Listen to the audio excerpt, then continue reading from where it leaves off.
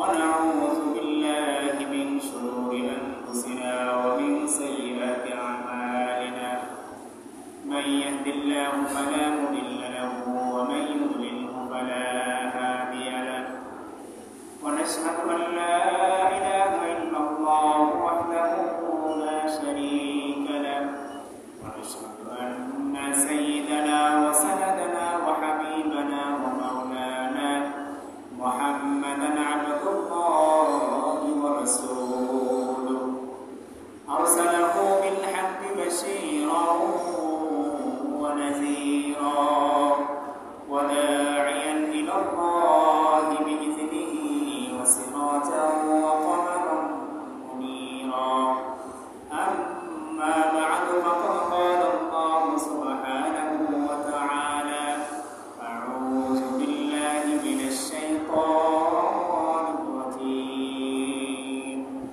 بسم الله الرحمن الرحيم يا أيها الذين آمنوا إذا قمتم إلى الصلاة يا أيها الذين آمنوا إذا قمتم إلى الصلاة فاغسلوا وجوهكم وأيديكم إلى المرافق وامسحوا برؤوسكم وأرجلكم إلى الكعبين وإن كنتم جنبا فاطهروا وقال رسول الله صلى الله عليه وسلم الطهور شطر الإيمان وقال رسول الله صلى الله عليه وسلم لا تقبل صلاة بغير طهور أو كما قال رسول الله صلى الله عليه وسلم اللهم صل على محمد وعلى آل محمد شغل بريء كما صليت على إبراهيم وعلى آل إبراهيم إنك حميد مجيد اللهم بارك على محمد وعلى آل محمد كما باركت على إبراهيم وعلى آل إبراهيم إنك حميد مجيد سبحانك لا علم لنا إلا ما علمتنا إنك أنت العليم الحكيم الحمد لله সমস্ত প্রশংসা একমাত্র মহান রব্বুল আলামিনের জন্য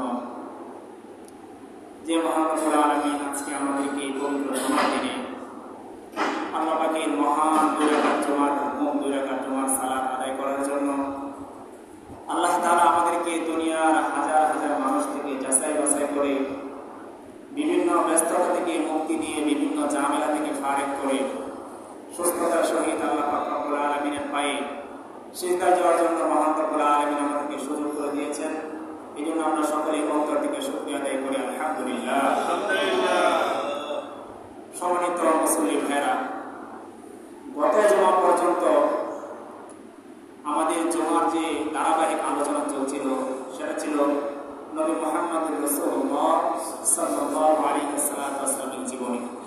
আজকে থেকে আমরা যেহেতু এখানে আমরা অধিকাংশই বদলে হয়ে এসেছি, আমরা একবারে শুরু থেকে আরেকটা বিষয় শুরু করতে যাচ্ছি। সেটা হলো একজন মানুষ ঈমান আনয়ন করার পরে, মুসলিম হওয়ার পরে, অথবা সে মুসলিম কিন্তু নাবালেগ, কিন্তু যখনই সে বালেগ বা বালেগা হয়ে যাবে, ঈমানের পরে এবং বালেগ এবং বালেগা হয়ে যাওয়ার পরে একটা মানুষের উপরে সবচেয়ে গুরুত্বপূর্ণ যে ইবাদতটা আবশ্যক হয়ে যায়, ফরজ হয়ে যায়, সেটা হলো সালাত অর্থাৎ নামাজ। ঠিক তদ্রুপভাবে সেই সালাত ফরজ হওয়ার আগে আরো কিছু আনুষঙ্গিক বিষয় রয়েছে, যেরকম সালাতের সবচেয়ে বড় শর্ত হলো পবিত্রতা।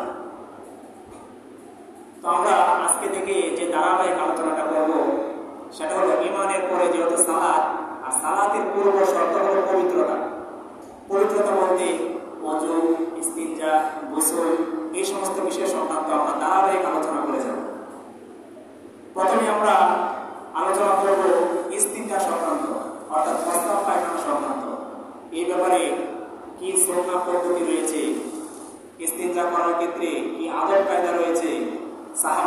কিভাবে টয়লেট ব্যবহার করতেন, প্রস্রাব পায়খানার সময় ওনারা কি সতর্কতা অবলম্বন করতেন, ধারাবাহিকভাবে আমরা আলোচনা করব। এর পরবর্তীতে আমাদের ওযুর বিষয়গুলো আসবে, গোসলের বিষয়গুলো আসবে, এরপরে নামাজের ফরজ, নামাজের ওয়াজিব, নামাজ কি কি কারণে ভেঙে যায়, বিস্তারিত আলোচনা আসবে। তো যাই হোক, আমরা যদি নিয়মিত এই জুমার মধ্যে আমরা অংশগ্রহণ করি, তাহলে আমাদের যে বেসিক একটা বিষয় রয়েছে, একটা মানুষ, একটা মুসলমান, একজন ইমানদার মানুষ, সে তার জীবনটাকে পরিচালনা করার জন্য বেসিক যে বিষয়গুলো, যেগুলো না হলেই নয়, যে বিষয়গুলো তাকে জানা এবং মানা তার জন্য আবশ্যক, এই জুমাগুলোতে যদি আমরা অংশগ্রহণ করি, তাহলে অবশ্যই আমরা সেই বিষয় সম্পর্কে জানতে পারবো ইনশাআল্লাহ। তো যাই হোক মোহতারাম হাজিরিন, আমরা যেহেতু ধারাবাহিক আলোচনা করব, সালাতের পূর্বে আমাদের আজকের আলোচনার বিষয় হলো পবিত্রতা, যেটাকে আরবিতে বলা হয় তাহারাত। পবিত্রতা বিষয়টা এরকম একটা জরুরি বিষয়, এই ব্যাপারে আল্লাহ পাক রব্বুল আলামিন সূরা কোরআনের মধ্যে আয়াত নাযিল করেছেন। আল্লাহ তাআলা কোরআনের মধ্যে বলে দিয়েছেন, ইয়া আইয়ুহাল্লাযীনা আমানু ইযা কুমতুম ইলাস সালাতি ফাগসিলু উজুহাকুম। আল্লাহ তাআলা ঈমানদারদেরকে বলতেছেন যে হে ঈমানদারগণ, যখন তোমরা নামাজের মধ্যে দাঁড়াবা, নামাজে তোমরা অংশগ্রহণ করবা, তখন ফাগসিলু উজুহাকুম, তোমরা তোমাদের চেহারাগুলোকে ধৌত করো, তোমরা তোমাদের সমস্ত চেহারাকে ধৌত করো। ওয়া আইদিয়াকুম ইলাল মারাফিকি, এবং তোমরা তোমাদের উভয় হাতকে কোন পর্যন্ত ধৌত করো। ঠিক তদ্রূপভাবে আল্লাহ তাআলা বলেন ওয়ামসাহু বিরুসিকুম, এবং তোমরা তোমাদের সেই মাথাকে সম্পূর্ণ মাসহ করো। ওয়া আরজুলাকুম ইলাল কা'বাইন, এবং উভয় পা টাকনু পর্যন্ত ধৌত করো। এরপর আল্লাহ পাক রব্বুল আলামিন বলেন ওয়া ইন কুনতুম জুনুবান ফাত্তাহহারু, আর যদি তুমি নাপাকি অবস্থায় থেকে থাকো, তাহলে তুমি আগে নিজেকে পবিত্র করো। অর্থাৎ আপনার শরীরে, আপনার গায়ে, আপনার জামায় যদি নাপাক লেগে থাকে, সর্বপ্রথম কাজ হবে সেই শরীরের এবং সেই জামার নাপাকটাকে আগে পরিষ্কার করা। এরপরে আপনি অঙ্গ প্রত্যঙ্গের যে ফরজগুলো রয়েছে সেগুলো আদায় করেন। তাহারাতের এত গুরুত্ব, আল্লাহ নবী সাল্লাল্লাহু আলাইহি ওয়াসাল্লাম হাদিসের মধ্যে বলেছেন আত-তুহুরু শাতরুল ঈমান, পবিত্রতা হলো ঈমানের অঙ্গ। পবিত্রতা হলো ঈমানের অঙ্গ। আন-নাযাফাতু মিনাল ঈমান, পরিষ্কার পরিচ্ছন্নতা ঈমানের একটা অংশ। কারণ যারা অপরিষ্কার থাকে, অপরিচ্ছন্ন থাকে, তাদের ঈমানের মধ্যে ঘাটতি আসে। যেরকম লজ্জা একটা ঈমানের অংশ, লজ্জা কমে গেলে মানুষের ঈমানের মধ্যে কমতি পড়ে যায়। ঠিক তদ্রূপভাবে যখন একটা মানুষ দিনের পর দিন অপরিষ্কার অপরিচ্ছন্ন পরিবেশের মধ্যে থাকতে থাকে, তার ঈমানের মধ্যে ঘাটতি পড়ে যায়। এই জন্য নবী আলাইহিস সালাতু ওয়াস সালাম বলেছেন আত-তুহুরু শাতরুল ঈমান, পবিত্রতা হলো ঈমানের একটা অংশ। শুধু তাই নয়, নবীজি বলেছেন লা তুকবালু সালাতুন বিগাইরি তুহুরিন, কোনো নামাজে কবুল হবে না তবে পবিত্রতার সহিত। অর্থাৎ অপবিত্র অবস্থায় কোনো ব্যক্তির নামাজ কখনো কবুল হয় না। এমনকি এক হাদিসের মধ্যে এসেছে ইস্তানজিহু আনিল বাউল ফাইন্না আম্মাতাল কবরি মিন আযাবিল মিনহু। নবীজি বলেছেন যে তোমরা প্রস্রাবের ফুটা থেকে বেঁচে থাকো, কেননা অধিকাংশ কবরের মধ্যে শাস্তি দেওয়া হয় সেই প্রস্রাবের ফুটার কারণে। খুব গুরুত্বপূর্ণ হাদিস, মনে দিয়ে শুনেন। আল্লাহ নবী সাল্লাল্লাহু আলাইহি ওয়াসাল্লাম সাহাবায়ে কেরাম একটা দল নিয়ে একটা কবরস্থানের পাশ দিয়ে যাচ্ছেন। নবীজি কবরের পাশে দাঁড়িয়ে গেলেন, সাহাবায়ে কেরাম ওনার সাথে দাঁড়িয়ে গেলেন। নবীজি বললেন যে এই যে পাশাপাশি তোমরা দুইটা কবর দেখতে পাচ্ছ, উভয় কবরের মধ্যে শাস্তি হচ্ছে, নাউযুবিল্লাহ। উভয় কবরের মধ্যে আযাবের ফেরেশতা তাদেরকে শাস্তি দিচ্ছে। সাহাবায়ে কেরাম জিজ্ঞাসা করলেন, ও আল্লাহর নবী, কেন তাদেরকে শাস্তি দেওয়া হচ্ছে? তাদের কারণটা কি? তারা দুনিয়াতে থাকা অবস্থায় কি অন্যায় করেছে? তারা কি নামাজ পড়ে নাই, রোজা রাখে নাই, হজ করে নাই? তাদের কারণটা কি? নবী আলাইহিস সালাতু ওয়াস সালাম সাথে সাথে বললেন, ও আমার সাহাবায়ে কেরাম, তাদের এই যে উভয়ের কবরের মধ্যে যে শাস্তি দেওয়া হচ্ছে, তাদের অপরাধ কিন্তু এত বড় নয় যে তারা দুনিয়াতে আল্লাহ পাকের অনেক বড় বড় হুকুম, যে নামাজ, যাকাত, হজ এগুলো পালন করে না, এই জন্য তাদেরকে শাস্তি দেওয়া হচ্ছে। বিষয়টা এরকম না, বরং তাদেরকে ছোট্ট একটা বিষয়ের কারণে শাস্তি দেওয়া হচ্ছে।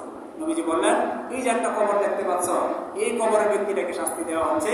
সে যখন প্রস্রাব পায়খানা করতো তখন সে সতর্কতা অবলম্বন করতো না, সে টিস্যু ঢিলা ব্যবহার করতো না, সে দাঁড়িয়ে প্রস্রাব করতো, যার কারণে দেখা যেত প্রস্রাবের ফোঁটা তার শরীরের মধ্যে আসতো। এমনকি সে খোলা জায়গার মধ্যে প্রস্রাব করতো, পায়খানা করতো, যেখানে মানুষ চলাচলের জন্য মানুষের কষ্টদায়ক বিষয় হয়ে দাঁড়িয়ে। নবীজি বলছেন এই জন্য এই কবরের মধ্যে এই লোকটাকে শাস্তি দেওয়া হচ্ছে। সে নিজেকে আবৃত রেখে, নিজেকে পর্দার মধ্যে রেখে প্রস্রাব পায়খানা করতো না। এমনকি সে যে প্রস্রাব করতে, সেই প্রস্রাবের ফোঁটা তার গায়ের মধ্যে অনবরত লেগে থাকতো, যার কারণে সে ঢিলা এবং টিস্যু ব্যবহার না করার কারণে তার কবরের মধ্যে আজকে শাস্তি হচ্ছে। সাহাবায়ে কেরাম বললেন, তাহলে যে পাশের আরেকটা কবর, সেই কবরে কেন শাস্তি হচ্ছে?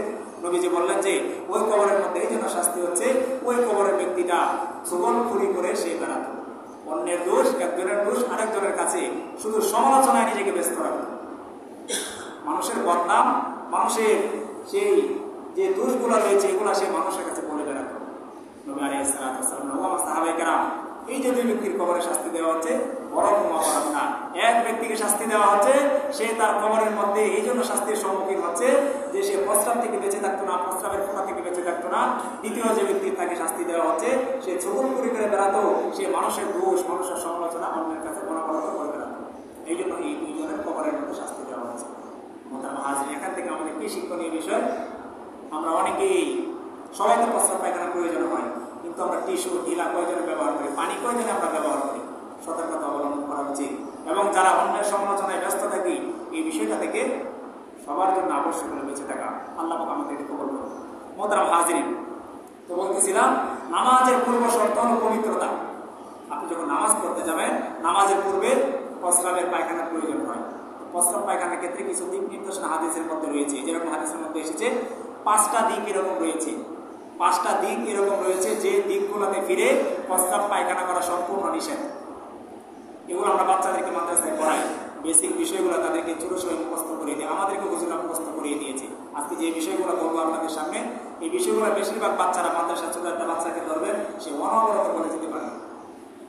তো যাই হোক, কোনো ব্যক্তি যখন প্রস্রাব পায়খানার প্রয়োজন হয়, সে 5টা দিকে ফিরে প্রস্রাব পায়খানা করা তার জন্য নিষেধ। 1 নম্বরে হলো কিবলার দিকে মুখ করিয়ে। আমাদের দেশ থেকে কিবলা কোন দিকে? পশ্চিম দিকে।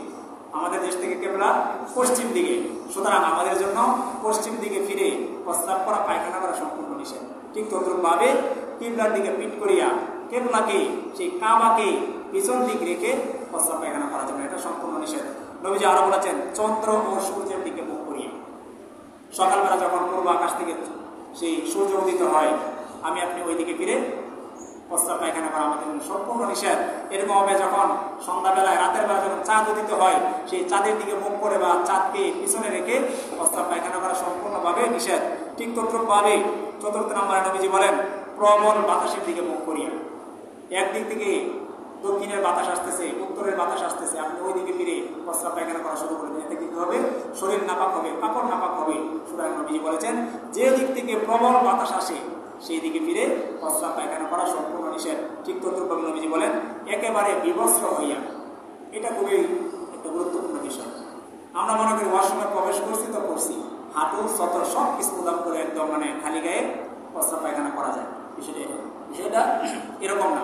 নবীজি বলেছেন তোমরা যখন ওয়াশরুমে প্রবেশ করবা, টয়লেটে প্রবেশ করবা, ততক্ষণ পর্যন্ত কাপড় উপরের দিকে উঠাবা না, যতক্ষণ পর্যন্ত তোমরা সেই টয়লেটের নিকটবর্তী হও। এবং ওই পরিমাণ কাপড় উঠাবা যে পরিমাণ কাপড় না উঠাইলেই না। অর্থাৎ ওয়াশরুমে প্রবেশ করার পরে আপনি চাইলে হাঁটু, আপনার দায়নি ফরজ, সর্বদা যে ফরজ, যে সতর্কে ডেকে রাখতে হয়, আপনি চাইলে হাঁটু প্রদান করতে পারবেন না, খালি করতে পারবেন না। হাঁটুকে ডেকে রেখে যতটুকু পরিমাণ নিজের জন্য স্বাচ্ছন্দ্য বোধ হয় এই পরিমাণ আপনাকে কাপড় উঠিয়ে প্রস্রাব পায়খানা করতে হবে। এই ব্যাপারে আমরা সবাই সতর্ক থাকবো। কারণ নবী আলাইহিস সালাতু ওয়াস সালাম বলেছেন আপনি যদি সেই সতর্কতা অবলম্বন না করেন, সেই প্রস্রাব পায়খানা, সেই ছিটাফিটা যখন আপনার কাপড়ের মধ্যে আসবে, সেই প্রস্রাব পায়খানা ছিটাফিটা কাপড়ের মধ্যে আসার কারণে কবরের মধ্যে শাস্তি দেওয়া হবে। ঠিক তদ্রুপভাবে মোহতারাম হাজির, নবীজি বলেছেন 10টা জায়গায় এরকম রয়েছে যে 10টা জায়গার মধ্যে প্রস্রাব পায়খানা করা সম্পূর্ণ নিষেধ। এই কথাগুলো আমরা মনে রাখবো ইনশাআল্লাহ। নবীজি বলেছেন কোন কোন জায়গায় প্রস্রাব পায়খানা করা যাবে না? এক হলো মানুষ চলাচলের রাস্তায়, মানুষ যে দিক দিয়ে চলাচল করে। আমাদের মধ্যে অনেকেরই বয়স হয়ে 40-50 এরকম অনেক রয়েছে, খেয়াল তামাশা বসত আমরা যেখানে রাস্তা দিয়ে হাঁটতেছি, যে কোনো জায়গায় আমরা বসে পড়ি, মানুষ দিয়ে সামনে দিয়ে মানুষ হাঁটাচলা করতেছে, মহিলারা আসতেছে, এই ব্যাপারে সতর্কতা অবলম্বন করা উচিত। নবীজি বলেছেন মানুষ চলাচল করে এরকম জায়গার মধ্যে তোমরা কখনো প্রস্রাব পায়খানা করতে বসবে না।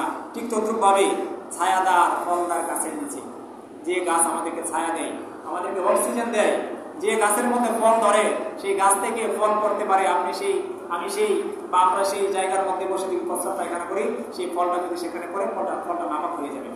সুতরাং নবীজি বলেছেন এরকম গাছ, যে গাছের মধ্যে মরুভূমিতে একটি গাছ, যে গাছের ছায়ার মধ্যে মুসাফিররা এসে অবস্থান করে তারা বিশ্রাম নেয়, কিছুক্ষণ তারা রেস্ট নেয়, এরকম গাছ যে মরুভূমির মধ্যে একটি গাছ বা রাস্তার পাশে একটা ফলদার গাছ, নদীর পারে একটা ফলদার গাছ, যে গাছের মধ্যে ফল ধরে সিজনে সিজনে, সেই গাছের নিচে বসে প্রস্রাব পায়খানা করা সম্পূর্ণ নিষেধ। নবীজি আরো বলেছেন ওযু ও গোসলের স্থানে। এটা আমরা অনেকে করে থাকি, বিশেষ করে যারা নদীতে বা পুকুরে গোসল করি। দেখা যায় প্রস্রাবের ব্যাগ এসেছে, গোসলখানা নামার পরে সেই পুকুরে নামার পরে আমরা সেই পানিতে প্রস্রাব করে দিই। এটা সম্পূর্ণ নিষেধ। এতে করে শরীরে অনেক বড় অসুস্থতা, অনেক বড় রোগ সৃষ্টি হয়।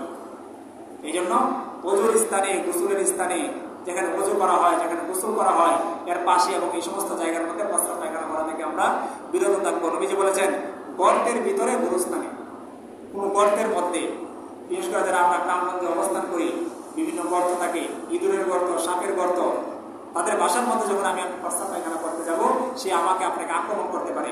ঠিক তদ্রুপভাবে গুরুস্থানে, যেখানে এলাকার পারিবারিক গুরুস্থান, সামাজিক গুরুস্থান, সেই গুরুস্থানে কবরস্থানের আশেপাশে বা কবরস্থানের পাশে বসে প্রস্রাব পায়খানা করার জন্য সম্পূর্ণভাবে নিষেধ করেছেন।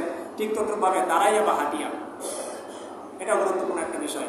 বিভিন্ন জায়গায় দেখা যায় বসার কোনো ব্যবস্থা থাকে না, সেটা ভিন্ন কথা, কিন্তু অকারণে অযথায় দাঁড়িয়ে প্রস্রাব করা, হাঁটতে হাঁটতে প্রস্রাব করা, এটা হলো একটা জানোয়ারের লক্ষণ। নবীজি বলেছেন বালহুম আদল, যারা এরকম কাজ করে থাকে আল্লাহ তাআলা বলেছেন তারা জানোয়ারের চেয়ে নিকৃষ্ট।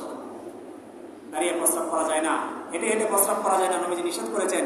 ঠিক তদ্রুপভাবে ঘরে বা ঘরের বিছানায়, এরকম অনেকে আমরা করে থাকি। ঠিক তদ্রুপভাবে মসজিদের আঙ্গিনায় বা মানুষের সম্মুখে, মসজিদের আশেপাশে এরকম প্রস্রাব পায়খানা করা, যেখানে মুসল্লিদের, নামাজীদের কষ্ট হয়, এই সমস্ত কাজ থেকে বিরত থাকা উচিত।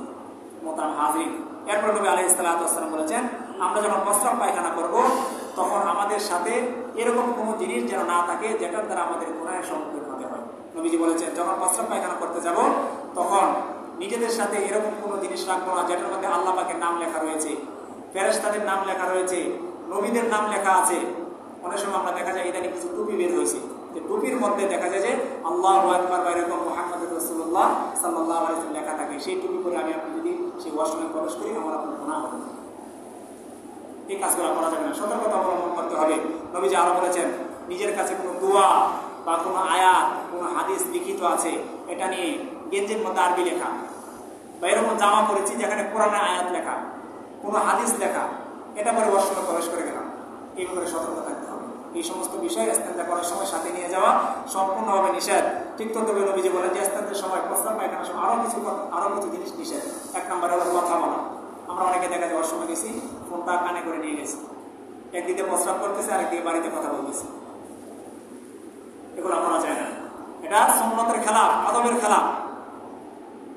প্রস্রাব পায়খানার সময় কোনো কথা বলা যায় না। নবীজি বলেছেন জিকির করা বা তাসবিহ করা, সেখানে জিকিরও করা যাবে না, তাসবিহ করা যাবে না। ঠিক তদ্রুপভাবে কোরআন মাজিদ তেলাওয়াত করা, কাউকে সালাম দেওয়া এবং সালামের উত্তর দেওয়া। আপনি প্রস্রাব করতেছেন, আপনার অফিসার, সেও প্রস্রাব করতে থাকে, সালাম দিয়ে দিলেন। অনেক সময় এরকম হয়, আমি প্রস্রাব করা যে আমাকে অনেকে সালাম দিয়ে দেন। এই ব্যাপারে আপনার সতর্ক থাকবেন ইনশাআল্লাহ। সালাম দেওয়া যাবে না প্রস্রাবখানায়, এবং সালামের উত্তরও দেওয়া যাবে না, দুটো কাজে নিষিদ্ধ। ঠিক তদ্রুপ নবীজি বলেন খাওয়া ও পান করা, এটা তো অনেকেই করে থাকি। ওয়াশরুমে যাওয়ার পরে যারা আমরা বিশেষ করে ধূমপানে অভ্যস্ত, আমরা সেই ওয়াশরুমে যাওয়ার পরে অনেকেই বিড়ি সিগারেট যারা অভ্যস্ত, এটা আমরা করে থাকি। এতে করে দেখা যায় আপনি যখন সেই টয়লেটটা ব্যবহার করে বের হলেন, আরেক ভাই যখন প্রবেশ করবেন তার জন্য কষ্ট। অথচ ইজা ও মুসলিম হারাম, কোনো মুসলমানকে অযথায় কষ্ট দেবে এটা আল্লাহ পাক হারাম করে দিয়েছেন। আপনি তো একটা হারাম কাজ করেছেন, সেই বিড়ি সিগারেট খাওয়ার মাধ্যমে নিজের ক্ষতি করেছেন। ঠিক তদ্রুপভাবে যখন আপনি সেখান থেকে বের হয়ে এসেছেন, আরেক ভাই যখন প্রবেশ করলো, সে এটা দুর্গন্ধের কারণে সেও কষ্ট পাইল, তাকেও আপনি কষ্টের সম্মুখীন করলেন। সুতরাং এই কাজ করা যাবে না। নবীজি আরো বলেছেন মিসওয়াক করা, সেই জায়গায় যাওয়ার মধ্যে মিসওয়াক করা, ব্রাশ করা, এই কাজগুলা ইস্তেঞ্জায় গিয়ে করা যায় না। ঠিক তদ্রুপভাবে এরকম কিছু জিনিস রয়েছে যে সমস্ত জিনিস দ্বারা ঢিলা ব্যবহার করা, টিস্যু হিসেবে ব্যবহার করা নিষেধ। নবীজি এক নম্বরে বলেছেন হাড্ডি, এরপরে কয়লা, এরপরে কাগজ জাতীয় জিনিস বা কাঁচ জাতীয় জিনিস, এই সমস্ত জিনিস দ্বারা কখনো ওয়াশরুমের টিস্যু হিসেবে ব্যবহার করা যায় না। ঠিক তদ্রুপভাবে গাছের কাঁচা পাতা, কোনো কিছু না পাওয়ার কারণে গাছ থেকে কাঁচা পাতা ছিঁড়ে সে ওয়াশরুমে ব্যবহার করা যাবে না। ঠিক তদ্রুপভাবে খাদ্যদ্রব্য বা শুকনা গোবর, খাদ্য জাতীয় কোনো কিছু টিস্যু হিসেবে ডিলা হিসেবে ব্যবহার করা যাবে না। এরকম ভাবে শুকনা গোবর, অনেক সময় দেখা যায় গ্রামগঞ্জে শুকনা গোবর হিসেবে মাটি মনে করে অনেকে ব্যবহার করতে শুরু করে দেয়। অথচ নবী আলাইহিস সালাম হাদিসের মধ্যে বলেছেন শুকনা গোবরটা হলো এক প্রকার জিন জাতীয় খাবার। জিনারা হাড্ডি এবং গোবর এই সমস্ত খাবার অনেকে খেয়ে থাকে, অনেক জিনারা। সুতরাং টিস্যু ব্যবহার, টিস্যু হিসাবে বা ডিলা হিসাবে গোবরকে পরিত্যাগ করতে হবে, এটাকে ব্যবহার করা যাবে না। ঠিক তদ্রুপ নবীজি বলেছেন জমজমের পানি দ্বারাও কখনো এই ওয়াশরুমে সেটা ব্যবহার করা যাবে না। ডান হাত দ্বারা ব্যবহৃত ঢিলা দ্বিতীয়বার ব্যবহার করা, ওয়াশরুমে যাওয়ার পরে কখনোই কোনো ওজন ছাড়া ডান হাতে সেই টিস্যু ব্যবহার করা বা ঢিলা ব্যবহার করা, এই সমস্ত কাজ থেকে নবী আলাইহিস সালাম নিষেধ করেছেন। ঠিক তদ্রুপ মুহতারাম হাজিরিন, নবী আলাইহিস সালাম সর্বশেষ যে কথাগুলো বলেছেন ইস্তিনজার সময়, এতক্ষণ তো আমরা শুনলাম কি কি কাজ করা যাবে না। নবীজি বলেছেন এরকম কিছু কাজ রয়েছে যা করতে হবে, যেটা করা সুন্নাত। ওয়াশরুমে যাওয়ার পরে যে কাজগুলো করলে আপনার আমলনামায় নেকি লেখা হবে, সওয়াব লেখা হবে। এর মধ্যে নবীজি বলেন ওয়াশরুমে যখন আমরা প্রবেশ করবো সর্বপ্রথম বাম পা দিয়ে প্রবেশ করবো। কোন পা দিয়ে প্রবেশ করবো ভাই? বাম পা দিয়ে প্রবেশ করবো। ঠিক নবীজি বলেন ওয়াশরুমে প্রবেশ করার পূর্বে নিজের পায়ের মধ্যে জুতা এবং স্যান্ডেল রাখা, খালি পায়ে ওয়াশরুমে প্রবেশ না করা। ঠিক তদ্রুপ নবীজি বলেন মাথা ঢাকিয়ে রাখা, মাথার মধ্যে টুপি বা একটা গামছা বা একটা তাওয়াল এরকম কোনো কিছু একটা দিয়ে তারপরে ওয়াশরুমে প্রবেশ করা। ঠিক তদ্রুপ ভাবে দিলে দিলে ইস্তিগফার পাঠ করা, মুখে উচ্চারণ করা যাবে না। ওয়াশরুমে যাওয়ার পরে চেষ্টা করতে হবে যত দ্রুত বের হয়ে যাওয়া যায় এবং মনে মনে দিলে দিলে আল্লাহ পাকের কাছে ইস্তিগফার চাওয়া, ক্ষমা চাওয়া। কারণ হতে পারে অনেক সময় অনেক মানুষের মৃত্যু সেই ওয়াশরুমের মধ্যে হয়ে যায়। এই জন্য আল্লাহ পাকের কাছে ক্ষমা চাওয়া, যে আল্লাহ তুমি এই যে আমাকে একটা সিচুয়েশনের মধ্যে রয়েছি, পরিস্থিতির মধ্যে রয়েছি, এটা থেকে তুমি আমাকে দ্রুত উদ্ধার করে আমাকে বাইরে নিয়ে আসো। এই জন্য নবীজি বলেছেন ওয়াশরুমে যাওয়ার পরে ধীরে ধীরে ইস্তিগফার করা, ঠিক তদ্রুপ ভাবে ঢিলাপূর্বক ব্যবহার করা। এটা অনেকে আমরা করি, অনেকেই করি না। আজকাল তো মাটি হিসেবে ঢিলা ব্যবহার করা হয় না, গ্রামগঞ্জে কোথাও করা হয়। আমরা অনেকে টিস্যু ব্যবহার করে থাকি, অনেকে এরকম আছে টিস্যু আমরা ব্যবহার করি না। এতে করে হাতের মধ্যে জীবাণু লেগে থাকে। আপনি যখন আগে টিস্যু দিয়ে যখন আপনি আপনার সেই মলদারকে পরিষ্কার করবেন, এরপর যখন আপনি পানি ব্যবহার করবেন, তাহলে এটা সম্পূর্ণভাবে পবিত্র হবে। আর নবীজি আলাইহিস সালাম বলেছেন যারা ঢিলা টিস্যু ব্যবহার করার পরে পানি ব্যবহার করে তাদেরকে নবীজি বলেছেন তাদেরকে আল্লাহ পাক রব্বুল আলামিন ভালোবাসেন। সুতরাং হাজির, যারা আমরা প্রস্রাব পায়খানার ক্ষেত্রে এই বিষয়গুলো আমরা খেয়াল না করি, টিস্যু ব্যবহার করে না থাকি, আজকে থেকে এই আমলগুলো করার চেষ্টা করবো ইনশাআল্লাহ। এরপর নবীজি বলেন যে পানি খরচ করা, টিস্যু ব্যবহার করার পরে পানি খরচ করতে হবে। এরপর নবীজি বলেন ডান পা দিয়ে বাইরে হওয়া, প্রবেশ করার সময় আমরা ওয়াশরুমে বাম পা দিয়ে প্রবেশ করব, যখন আবার ওয়াশরুম থেকে বের হবো তখন ডান পা দিয়ে বের হবো। এটা অন্যতম একটা সুন্নত। সর্বশেষ সুন্নত হলো ওয়াশরুমে প্রবেশের পূর্বে দোয়া পড়া এবং বের হওয়ার পরে দোয়া পড়া। ওয়াশরুমে যখন আমি প্রবেশ করবো দোয়া করতে হবে আল্লাহুম্মা ইন্নী আউযু বিকা মিনাল খুবুসি ওয়াল খাবাইস। আবার যখন ওয়াশরুম থেকে বের হবো তখন দোয়া করবো আলহামদুলিল্লাহিল্লাযী আযহাবা আন্নিল আযা ওয়া আফানি। দোয়া করলে কি হবে? নবীজি বলেছেন ওয়াশরুমের মধ্যে খারাপ জিনগুলো অবস্থান করে। যখন আমার উম্মতেরা দোয়া করে ওয়াশরুমে প্রবেশ করবে তখন সেই দুষ্ট জিনের চোখের মধ্যে আল্লাহ তাআলা পর্দা দিয়ে দেয়, যার কারণে আমার সেই বান্দাকে, আমার সেই মুমিন বান্দাকে সে দেখতে পারে না, যার কারণে তাকে ক্ষতি করতে পারে না। অনেক সময় দেখবেন যে সুস্থ মানুষ ওয়াশরুমে প্রবেশ করেছে, টয়লেটে গিয়েছে, বের হওয়ার পরে পাগলামি শুরু করে দিয়েছে। এই যে সে দোয়া করে নাই, মাথা ঢেকে প্রবেশ করে নাই, ডান পা দিয়ে বাম পা দিয়ে প্রবেশ করে নাই, সুন্নতগুলো ফলো করে নাই, যার কারণে সেই দুষ্ট জিনগুলো তাকে আক্রমণ করেছে। সুতরাং মোহতারাম হাজির, এই যে এতক্ষণ বিষয়গুলো বললাম, ওয়াশরুমে যাওয়ার পূর্বে কি কি কাজ করা নিষেধ এবং কি কি কাজ করতে হবে, করণীয় এবং বর্জনীয়, এই বিষয়গুলো আমরা বিস্তারিতভাবে জানবো এবং সবাই আমল করার চেষ্টা করবো। যাই হোক, আজকে দেখে আমাদের যেহেতু ধারাবাহিক আলোচনা শুরু হয়েছে, আজকে আমরা পবিত্রতা সম্পর্কে আলোচনা করলাম। আগামী জুমায় ওযু সংক্রান্ত বিষয়, গোসল সংক্রান্ত বিষয় কি কি বিষয় রয়েছে সেই ব্যাপারে আমরা জানার চেষ্টা করি ইনশাআল্লাহ। যারা সুন্নাত, যারা